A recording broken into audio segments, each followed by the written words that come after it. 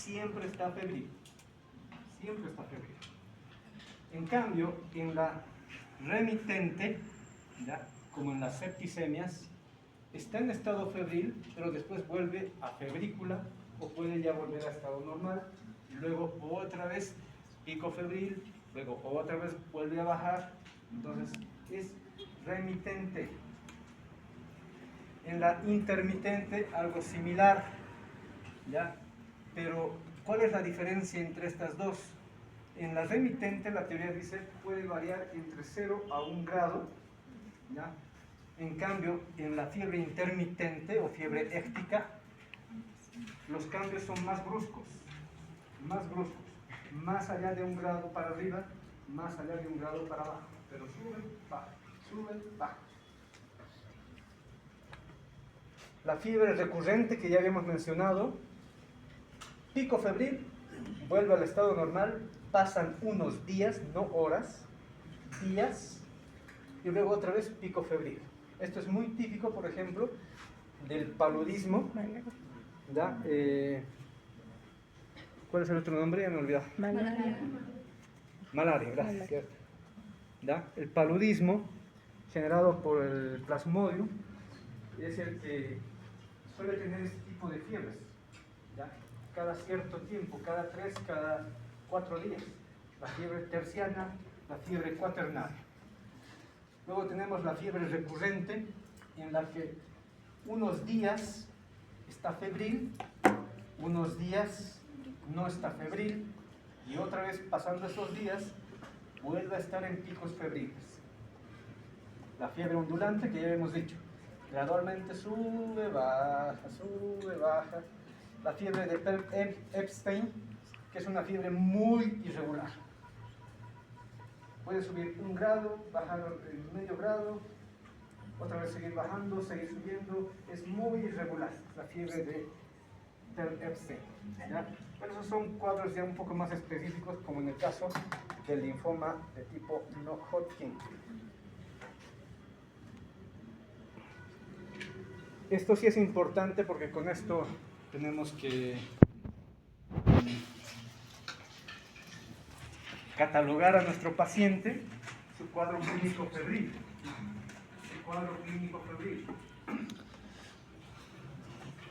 Es otra manera de clasificar a la fiebre, por su intensidad, ¿ya? Por su intensidad. Febrícula menor a 38, no olviden que puede ser menor a 38.5. Fiebre ligera de 38.1 a 38.6, fiebre moderada 38.7 a 39.4, fiebre alta 39.5 a 40.5, dependiendo del autor que ustedes agarren. Hiperpirexia, ojo, hiperpirexia, no hipertermia, mayor a 40.5 grados. Por su duración, ya decíamos, de duración corta, 2 semanas o menos, cuando son agudas, de duración prolongada o crónica, entre 2 semanas a 3, algunos dicen hasta 4, y la persistente mayor a 3 semanas, donde entra también la fiebre de origen desconocida.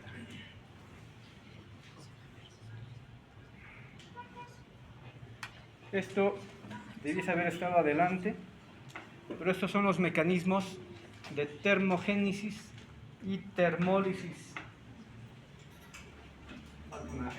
Termogénesis. Entonces, ¿qué produce termogénesis en el organismo humano de manera normal, que después se puede descontrolar? El metabolismo basal. Todas las células en este instante que están incluso ustedes sentados, están metabolizando. Glucosa, están metabolizando otros compuestos, se están generando además también nuevos compuestos, ¿ya? Entonces, ¿qué hemos dicho? Se están formando enlaces, se están rompiendo enlaces, todo eso genera el calor metabólico. La contracción muscular, de hecho, no sé ustedes, pero yo sí me siento caliente porque me ando moviendo de aquí para allá, ¿ya? Entonces, el dinamismo corporal, sobre todo el trabajo muscular esquelético, que es muy amplio, muy vasto, repito, como hace un rato ya hemos explicado, el trabajo de cualquier tejido que genera vasodilatación del tejido por demanda de nutrientes. Y la vasodilatación mejora el flujo, y al mejorar el flujo aumenta el calor del tejido. La digestión, ya hemos mencionado, y la vasoconstricción coadyuvan en la termogénesis. ¿Qué pasa cuando la temperatura, por ejemplo, cae? De hecho, ya está cayendo, estamos en otoño, muy pronto vamos a entrar a invierno. Nuestro cuerpo por fuera va a estar frío, ¿verdad? Hay vasoconstricción periférica, pero vasodilatación central. Eso es para mantener calor.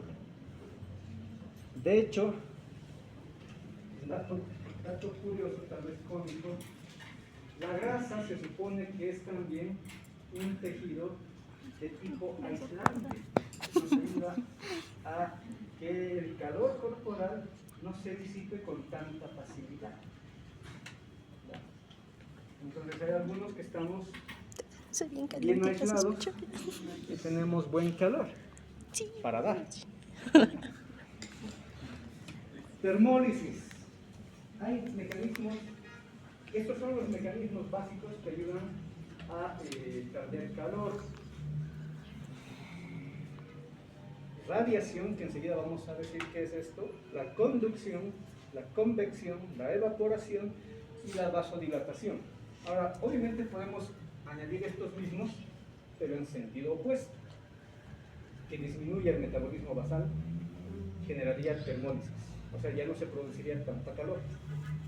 Que no haya trabajo, que no haya dinamismo muscular, reduciría también el tema de la dinámica de la sangre, y por ende no se aumenta la temperatura por mayor flujo de sangre. El no tener una digestión, no estoy diciendo que no coma el paciente, pero el alimentarnos poco genera menos exigencias del tubo digestivo y por ende menos calor metabólico a sí mismo. Y la vasodilatación, pero aquí tengo que aclarar, vasodilatación periférica es un mecanismo de termólisis. Vasodilatación periférica con vasoconstricción central. De hecho, lo hemos aclarado acá, el sistema simpático justamente coadyuva en este mecanismo para generar vasodilatación periférica, pero con vasoconstricción central.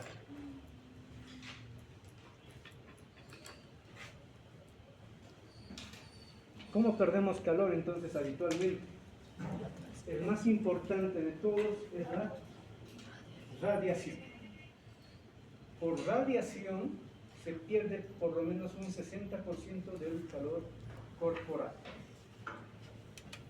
El mecanismo de radiación no son otra cosa que las ondas que genera cualquier materia. ¿Ya? Cualquier materia por su trabajo molecular a nivel atómico, inclusive en este caso a nivel celular, a nivel orgánico. Nosotros, en este instante, ustedes, pese a que no están con mucho dinamismo, están perdiendo calor por radiación. ¿Cómo se entiende esto? De un modo más simple. Es como el sol. El sol no está aquí con nosotros para calentarnos. Solo su trabajo, ¿ya?, de sus compuestos atómicos moleculares hacen que su calor llegue hasta nuestro planeta. Entonces, de esa misma manera, nosotros, cualquier organismo, está produciendo mayor o menor radiación, que son lógicamente ondas infrarrojas que se van en todas direcciones hacia todos los objetos. Pues en este momento estamos irradiando hacia el techo, hacia las paredes, hacia el pizarrón, hacia todo lado. Y con eso se pierde gran parte del calor corporal. Por evaporación, lo que le interesa al organismo y en lo que sí puede trabajar el organismo, por pérdida de agua, lógicamente.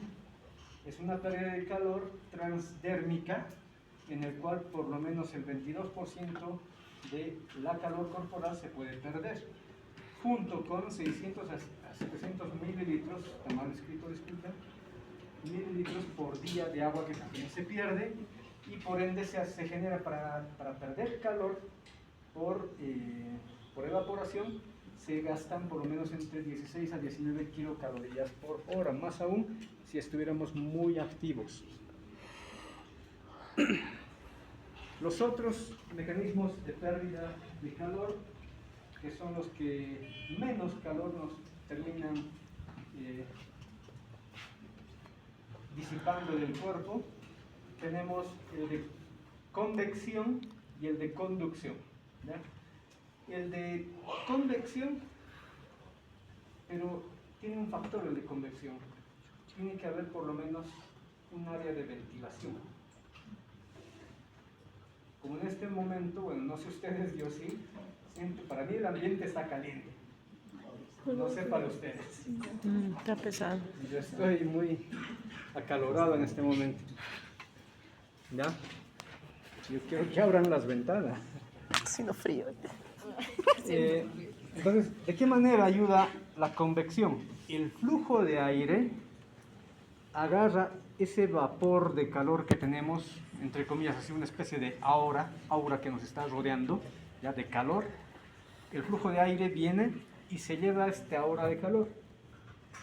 ¿Por qué? Porque este aura de calor, que no es otra cosa que aire caliente que está alrededor de nuestro organismo, nosotros lo estamos calentando, ¿ya? Dependiendo qué tiempo estamos con el aire X, qué tanto tiempo estamos. Gracias a este otro proceso, conducción. En este momento todos ustedes sobre todo están generando conducción, están perdiendo calor por el simple hecho de tomar contacto con el objeto cercano que tienen. De hecho, yo mismo, las prendas de vestir, nuestras prendas de vestir, las más internas, que son una camisa, una polera, están casi a la misma temperatura que nuestro calor corporal. ¿Ya? ¿Por qué? Porque la pérdida de calor por convección no es otra cosa que pasar calor al medio que está próximo, a la superficie que está próxima. En este caso ustedes, a los asientos, por ejemplo. Entonces, por conducción se pierden, pero solamente, para objetos próximos, se pierde solamente 3%. También va en todas direcciones, y esto es por el mecanismo de vibración molecular que tiene cada compuesto, y por convección se puede perder 15%, pero repito, depende de la corriente de aire. Si ahorita abrimos una ventana, va a generar un flujo de aire de entrada y de salida, si abrimos también la puerta. Entonces los que estamos con calor nos va a refrescar, porque se va a llevar este aire caliente y lo va a mover a todo el ambiente o lo va a sacar, y va a entrar una nueva corriente de aire frío y otra vez tendremos que calentar, y así sucesivamente. Eso es convección, es rotativo, cíclico. Entonces esas son las maneras de cómo el cuerpo además pierde calor. Pero ojo, creo que es lógico entender que este trabajo físico requiere otros mecanismos netamente corporales, biológicos. Para eso justamente se genera la vasodilatación periférica, para que haya mayor flujo de sangre en la piel o en tejidos superficiales, y por evaporación, por convección y por radiación, que es el más fuerte, el paciente febril vaya disipando su calor. Pero tristemente, creo que esto es obvio y lógico, la mayoría de los mecanismos que desencadena el organismo humano para perder calor no son suficientes. No son suficientes. Por eso, el manejo inmediato que se debe hacer con un paciente febril es sí o sí, jóvenes señoritas, peor aún si estamos hablando de un paciente pediátrico. No me malentiendan con el término, pero hay que desnudar al paciente. Hay que quitarle todas las prendas, lo posible, lógicamente, cuidar el pudor, pero hay que quitar todas las prendas. Peor si está llegando ya a cerca de 40, al estado de hiperpirexia, o está en estado de hipertermia, inmediatamente hay que desprender todas las prendas, que además también deben estar calientes, y someterlo a tratamiento antipirético, ¿verdad? Se pueden usar, típico, los llamados medios físicos, agarrar paños húmedos, fríos, colocarlos tanto en la frente, en el área cervical, en la región de las axilas, en las plantas, Al extremo, jóvenes, que si la temperatura no desciende rápidamente en unos minutos u horas, ya al extremo que hay medidas tan drásticas que se tiene que agarrar una bañera, agua, hielo, e introducir al paciente en el mismo, si es necesario. ¿Por qué? Repito una vez más, ya para ir cerrando.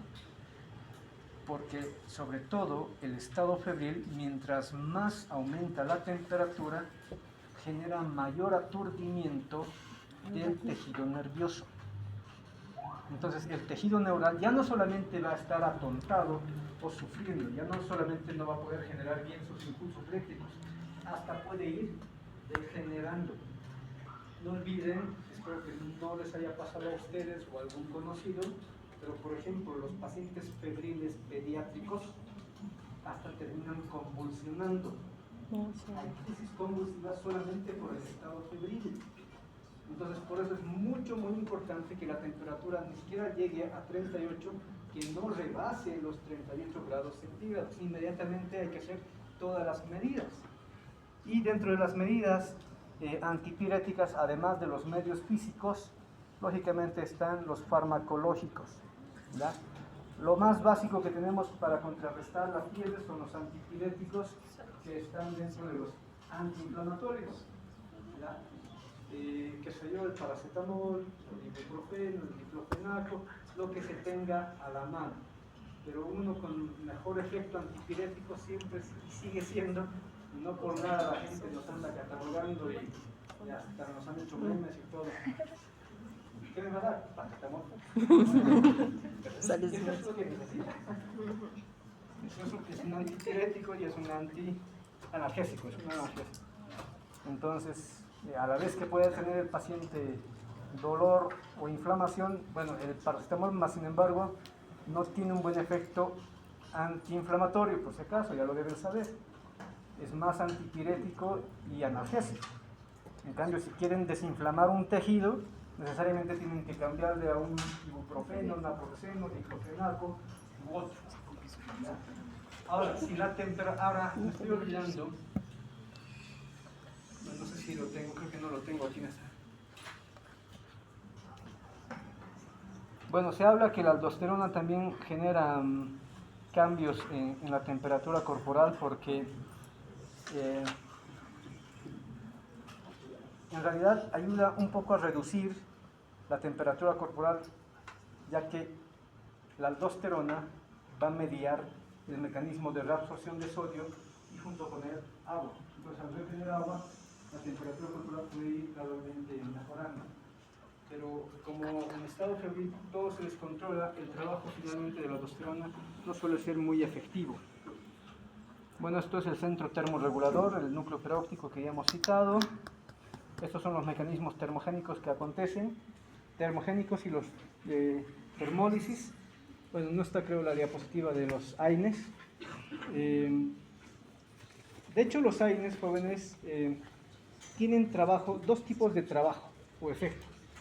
Tienen tanto efecto local, o sea, si nos hacemos una lesión, va a mejorar en el sitio de la lesión, va a coadyuvar a la mejora en el sitio de la lesión, pero si ya es sistémico, el efecto de los AINES también es a nivel sistémico. ¿Por qué? Porque lo que hacen es inhibir a la ciclooxigenasa, ya a la enzima. Pero hay casos en los que le das un AINE al paciente y no le ayuda, o le ayuda muy poco. Si estamos hablando de un cuadro febril, pero que es pediátrico, repito y redondo, no podemos dejar que siga subiendo la temperatura. Hay que bajar inmediatamente. Entonces, para eso podemos utilizar otros fármacos antipiréticos que también sean de carácter sistémico, pero sobre todo tengan trabajo a nivel central. Como por ejemplo, tenemos, en nuestro medio sigue siendo muy útil, en otros países lo han sacado ya del mercado, la dipirona. También se la conoce como el metamizol. muy conocida, muy utilizada en nuestro medio.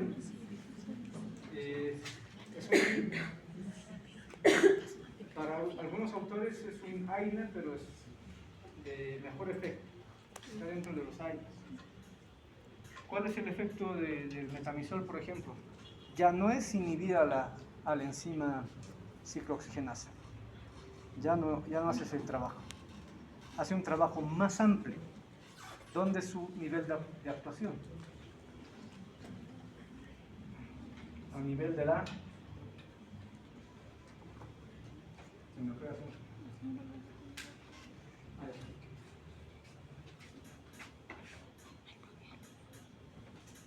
Fosfolipasa. A nivel de esta enzima, de la fosfolipasa. ¿Por qué? ¿De dónde derivan las enzimas mesotracto? Estas enzimas, las ciclooxigenasas, ¿ya? ¿A dónde actúan? ¿A dónde van a generar sus productos? Al ácido araquidónico. ¿Y de dónde sale el ácido araquidónico? De los fosfolípidos. ¿Y dónde hay fosfolípidos, jóvenes? En todas las membranas celulares. Entonces, cualquier membrana celular puede donar un fosfolípido o varios y formar ácido araquidónico. El ácido araquidónico podemos derivar en todos sus productos, entre ellos prostaglandinas, las interleucinas, bueno, las interleucinas no, los leucotrienos y otros. Entonces, ¿de dónde sale el ácido araquidónico? De un fosfolípido.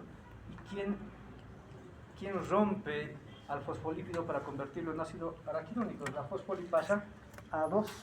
Entonces, lo que hace, por ejemplo, la dipirona o metamizol es inhibir a la fosfolipasa. Entonces, si la inhibimos, y ese trabajo va a ser generalmente a nivel central neurológico, entonces el efecto es un poco mejor. Así ya no se producen, porque me olvidé decir que la prostaglandina E2, cuando llega al hipotálamo, sigue estimulando a que ahí mismo... ¿Quién murió? ¿Mi computadora? Sí. Cuando la prostaglandina E2 llega hacia el hipotálamo, ahí mismo en el hipotálamo sigue estimulando que se produzca más prostaglandina E2. Entonces necesitamos que ahí se deje de producir prostaglandina E2 para que el hipotálamo ya pueda tomar el control y genere la regulación de la temperatura corporal. Bueno, señoritas jóvenes, con esto creo yo podemos concluir la programación.